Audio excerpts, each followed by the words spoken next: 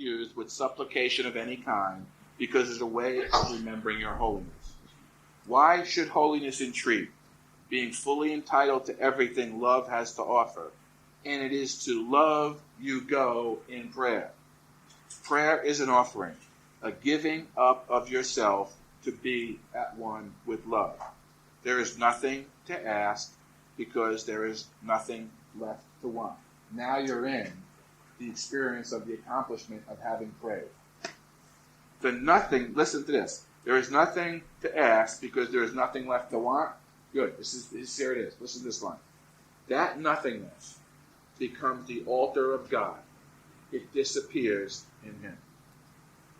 This is not a level of prayer that everyone can attain as yet.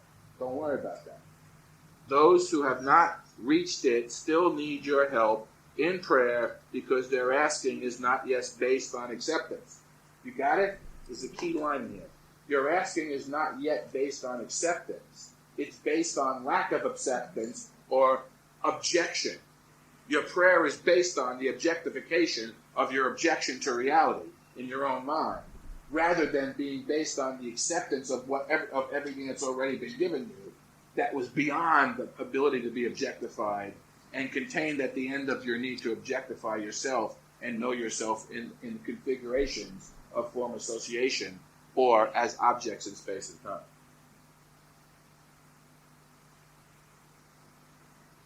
Those who have not yet reached it still need your help in prayer because their asking is not yet based on acceptance.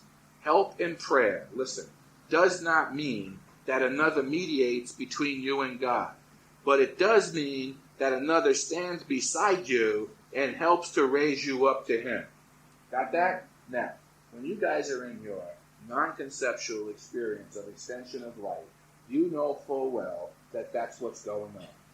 You know very well that you can stand next to a person and aid him in a non-conceptual, energetic way to get him past the block or the ring past knot that he's experiencing in his own mind at the point where he seems stuck. And literally, you're given direction that you're finding in you to be where you are exactly when you're needed in that point in time. And you know it to be true.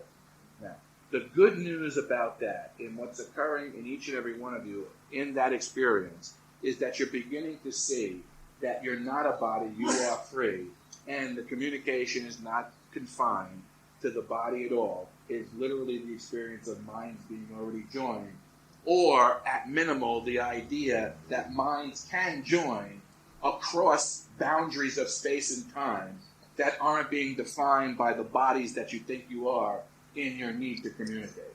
You see that? Okay. If you can get that, now remember, the entire universe of form association is nothing but the distance between yourself and what you've objectified as anything out there. You got that? It's just a replication of space that requires time to traverse in order to unify. But because you define it as space and utilize time to get there, the ability for you to get there as an object in space and time can never work. But the truth of the idea of a tachyon field means you're already in communication. Got that? And they're discovering that. The reason why they're discovering it, because in you, you're discovering you're already joined. In our moments of shared joining in the experience of the whole instant extension of light, you're beginning to experience how literally there's an uplifting in you as you're uplifted, and the ability to take something that's experiencing a non-uplifting moment with you and get him past his conceptualized solution and into the joy of the discovery of you as you find the solution in you. Now, that activity is an action of true prayer. And it literally takes you beyond the ring past knot that you objectify as needing something in space and time. Okay? Now, what I'm telling you is if you can see that whatever caused you to want to pray actually got you to the point where prayer was being the active finding of the solution in you, you will begin to see that in the miracle of understanding and being in that, you're already beyond the needs you thought, And in fact, you're beginning to see that your need was finally met, and you were relieved from all space and time.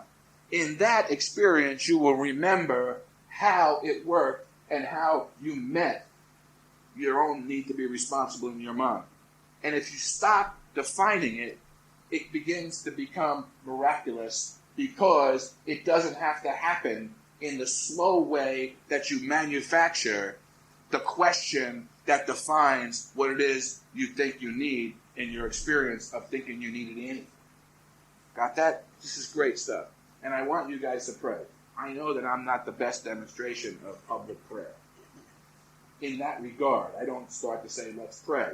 My mind opens up and I begin to experience the result of praying in my mind. Because listen, how do I say this? I can't do this without help. You know what I'm saying? Like, in my own awakening, what I was showed is that I wasn't alone and all help was given to me. Like, I'm not autonomous in this, and I'm not the authority. My need to open myself up and begin to extend that which I'm finding within is my prayer. I do not come in here thinking I know the answer. I come in here as a reminder of the need to pray and the need to share what I'm finding in prayer with you, literally in a solution. Not a solution to a problem, but as a demonstration to finding the solution to separation in myself. You got that? It's not like somebody here knows an answer. It's like the ability to enter into a momentary communion in myself and then not have any form of association, including the words. The conditions under which I lose that communication with myself allows me to begin to experience with you the truth of what we are, the truth of what I am. And many of you, as teachers of God, and it's like we'll get to the point where it's like we're disciples of Jesus in A Course in Miracles, and you become apostles as you share the good news of that intimate contact in yourself. Many of you are beginning to be able to do that. Now, when I look back at what you called gurus and teachers and enlightened minds in the past, that is, in fact, the experience they were having. And it was the limitation of the non-acceptance in some sort of ratio that caused it to look as though it failed, but it was necessary to make the value in the enlightenment itself. Just, can you see that? Okay. Now, the reason it's like what's going on? It's like, and this is what I was telling yesterday. It's like I've never been to a guru. I mean, I've been to see some since, but it's like I was never a spiritual thing. I didn't know. I was a kid from New York who discovered his solution in drugs until it didn't work anymore, and I still needed a solution. Okay, I wasn't on some spiritual path. I wasn't prostrating myself. I wasn't it was all out the window. I mean, none of it was. What I discovered is like it's like what goes on is what you guys call transmissions. I mean, I don't know what the hell a transmission was until I was told, oh, that's a transmission. What you're doing is transmitting something.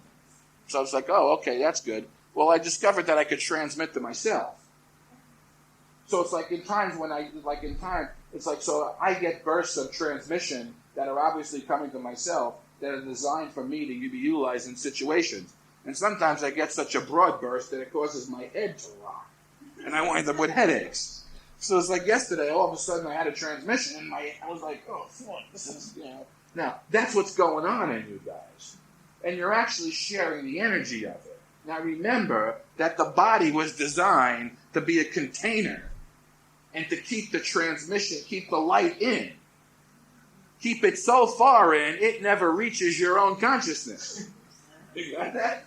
Your consciousness was designed to keep you separate from the light that is in you and to keep you separate from the light that is reality so that you would never know that you were, that there was anything other than was going on in the separation and keep you from questioning the truth of what's happening at all. Okay? The light that is beginning to peek through into your own consciousness, no matter how it's occurring, is literally rocking your physicality. Because the physicality is always subsequent or simultaneous. Because physicality was simultaneous to the idea of separation and seems to be, the beginning of which seems to be past in space-time and the finality of which seems to be later in future in space-time. But that's all going on now.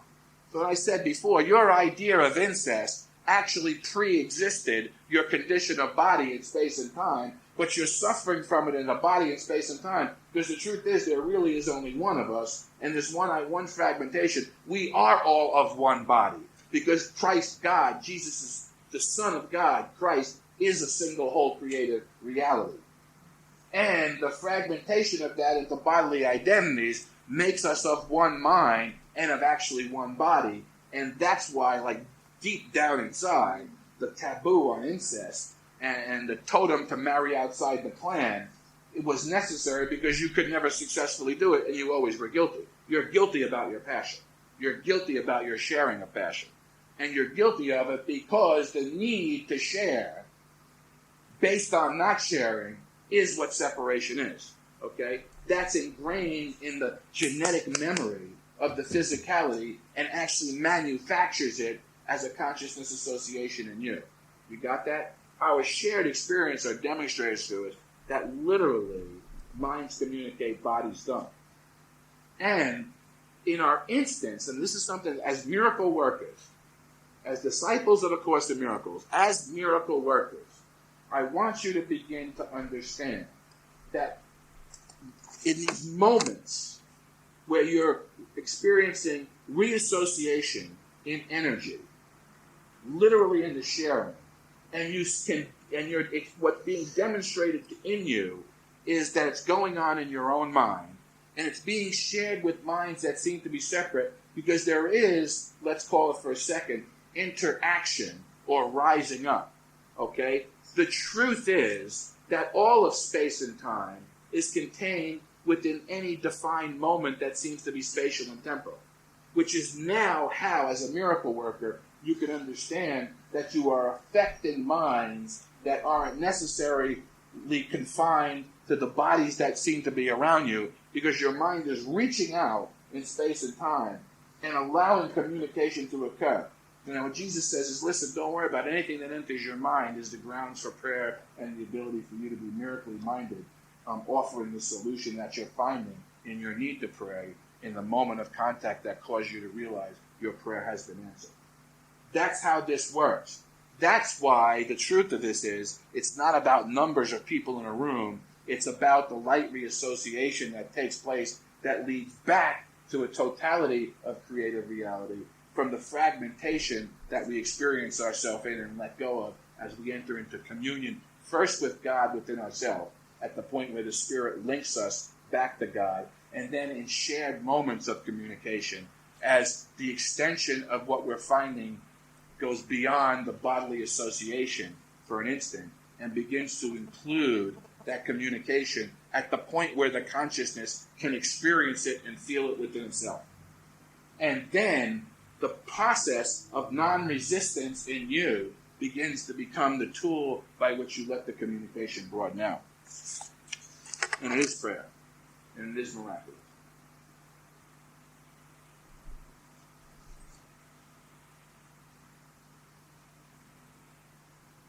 Help in prayer does not mean that another mediates between you and God, but it does mean that another stands beside you and helps to raise you up to Him. Listen, one who has realized the goodness of God prays without fear, and one who prays without fear cannot but reach Him, and he can therefore also reach his Son wherever he may be. Listen to this, and whatever form he may seem to take. Got it? Now, listen to this. Praying to Christ in anyone is true prayer because it is a gift of thanks to his Father. To ask that Christ be but himself is not an entreaty. It is a song of thanksgiving for what you are. Herein lies the power of prayer. It asks nothing and receives everything. This prayer can be shared because it receives for everyone. To pray with one who knows that this is true is to be answered. Got it? Perhaps, listen, this is great, because it gets back to the idea that it's very practical. Listen, perhaps the specific form of resolution for a specific problem will occur to either of you. It does not matter which. Now, I want you to notice something in the way he's worded that. Okay? We have in our minds each individual disciple of Jesus in the Course of Miracles, each individual apostle of Jesus in the Course of Miracles, and each individual consciousness association that finds salvation in his Saviorship. We have an intimate connection with him as Christ. Got it? And that is true. Okay? Now, when you hear this, your first thought is to pray to him as Jesus realized Christ. Okay?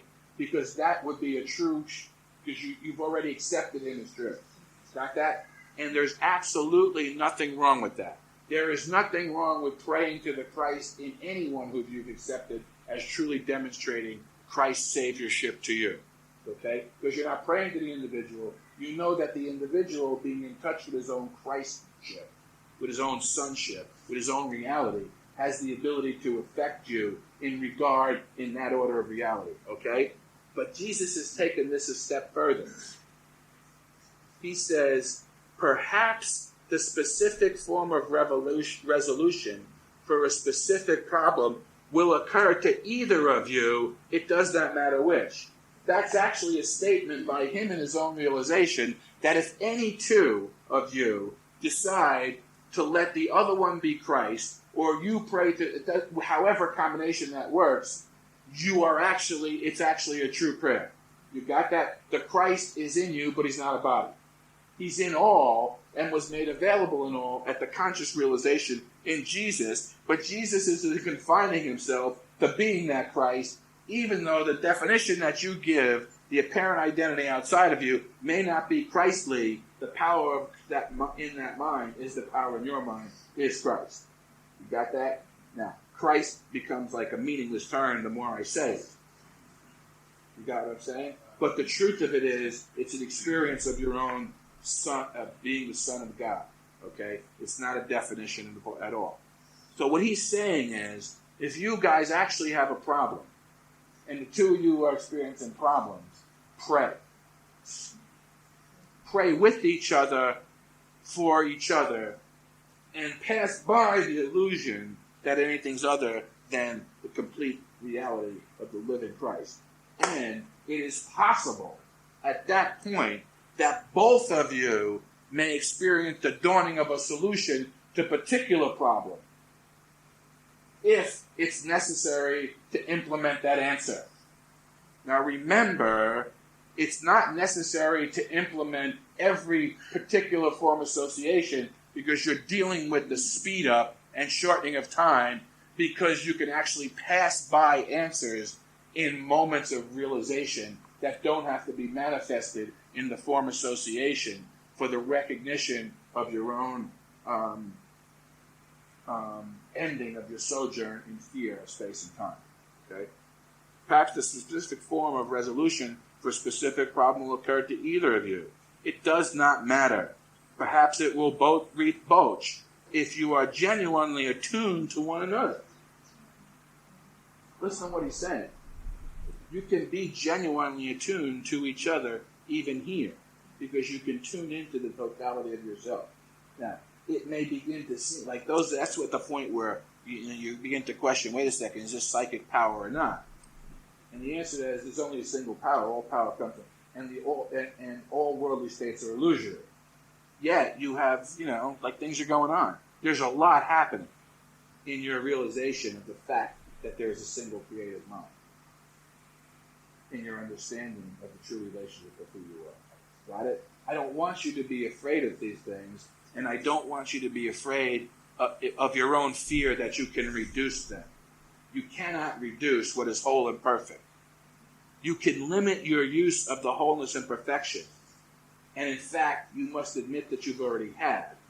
But the solution in the loss of the habitual conditioned consciousness that allows you to think you can be human is always discovered in momentary action of reassociating yourself in the light of a true interaction with the spirit of wholeness that is contained within you, and the necessity of that discovery to be shared or extended. Don't worry about who's affected by the extension. Just be willing to communicate, and your communication and extension will never be lost. It'll always work in a way in which it can be utilized practically by something in your own illusion of being in a world of separation. Perhaps it will reach both if you are genuinely attuned to one another. It will come because you have realized that Christ is in both of you. That is its only truth. And the sequence to this is prayer. He teaches you about prayer first. Then he teaches you about forgiveness, which in a sense, in prayer he gives you the entirety of what occurs. Okay. Then he breaks it down a little further into a more minute action, so that you could understand that forgiveness is the action of mind that allows what he's saying about prayer to be true. And then within your own condition, he offers you healing as your demonstration that your forgiveness has worked and your prayers are actually answered. You got that? Because eventually we're going to come to the idea that healing, even in space-time, based on bodily reassociation, are always moments of temporal enlightenment that restructure your spatial orientation. You got that? Because the miracle is a way of altering space and time to be more advantageous in the entire plan for atonement. And in most of you, and many of you, the certainty that you've developed in your own moments of communication of what you are has brought you into the final dream time when you awaken from dreaming in its entirety, and all of space-time is passed by and in fact has never been real. Got it? It's the integration of the light of you back to the totality of the light of creative reality, and the revisioning for a second of a true vision based on the acceptance of forgiveness that allows you to begin to thank God, and in your own thanking realize the kingdom of heaven is at hand and in you now. Okay, can we get that? Nothing in the world can prevent you, because the truth is there is no world. There is nothing there but your previous thoughts of objectification based on the single objection you voiced in a moment of being offered the fullness of creative reality as what your true home and power is. Can you get that with me? Is that okay? Now, I needed to tell you this because we need to pray. Now we shall pray. Now it's a little prayerful music. We got Malcolm here. Malcolm prays. You guys are learning how to pray. Pray together. Come together in prayer. Come together in prayer to share the song of prayer. This is what I wanted to hear. This is good. I had this idea in my mind, and I couldn't remember who it was, so I didn't want to embarrass myself by saying the wrong name. So I let it go, and here it shows up. To me, this is no different than knowing that my prayers are totally answered, and I pass by the world that I am in heaven now. Got it? Can you get that with me? Good.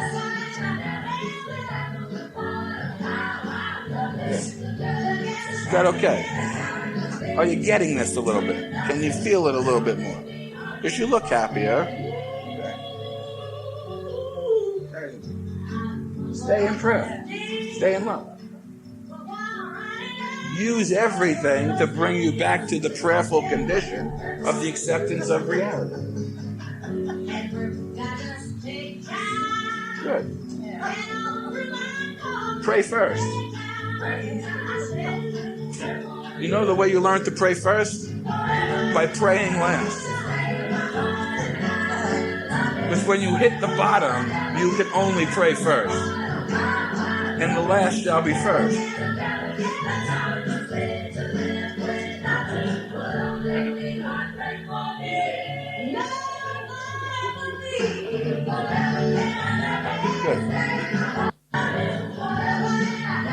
simple, huh? Too simple. Do you find yourself doing the right thing even though you don't know what it is you're doing? You know what I'm saying? Like in your lost moments, you're beginning to have trained your mind sufficiently to result to the mind training even in the confusion of being lost. Because you've lost all your other options. I mean, you guys got the lessons now. You know what I'm saying? Like when you find yourself at the depths of being lost, a lesson comes to you. An idea comes to you that was given to you to share at the point where it's utilizable in your mind. Now, that's what I was trying to say to you guys yesterday. And when you do that, you find that even the time that you thought you were lost wasn't a disaster. It's just simply gone. Did you get that? I talked to one of the guys back in the States, and they have the enlightening chore of having to pay the bills. And they're actually bookkeepers and stuff. I was talking to Subi, and it's like, so one of the things that goes on is she's got to go back and do the books for the cheese factory and all of our businesses, which we just like Christopher had to do the other day. So she's got to go back and put the books in some sort of shape so they can be audited successfully, so we don't have to be questioned too much. So she took her 3 days to do it. And she said to me, I've been over there for 3 days. And she got back to the office and she realized that she had been happy for 3 days and not been dismayed by the past. Okay? And that's what I was trying to say the other day. In those moments, you begin to see that it's actually working in you. It's like you realize that you couldn't be unhappy based on the chore because you're in the communication. That's where you really see the power of what it is you've learned and how it's actually affecting you. If it can affect you in a short period of what you think is 3 days, you can let it have full effect for all of space and time. And it's collapsed into the recognition that you're joyful. And it's simply beginning to be experienced and seen by you as being over. The time of suffering is over, and your recognition that no matter what period of time you just went through, you didn't lose the ability to be happy about who you are. Okay? That's a conscious realization in an activation because your prayer does work. Because it is working here. And it's working because you're beginning to be on. It's like you work the program and you work the program until finally you're so habituated to working the program that you discover a moment when it worked in you and you didn't have to think about it. It didn't require thought. It required following the course, the curriculum as it's laid out for you. Good. And I want you to understand that you're not a body, you are free, and in this momentary expression of light extension that go beyond the form association and communicate directly with your brother, you are already in direct communication with everything that's communicable and that broadens in you, and begins to encompass space and time as it not being able to ever prevent you from true realization of God. There is nothing that can prevent you from this because nothing objects to this. What offers you objection are your own past thoughts of rejection seen outside in a form association that are already gone. All right? Good. That's today's lesson. Thank you very much.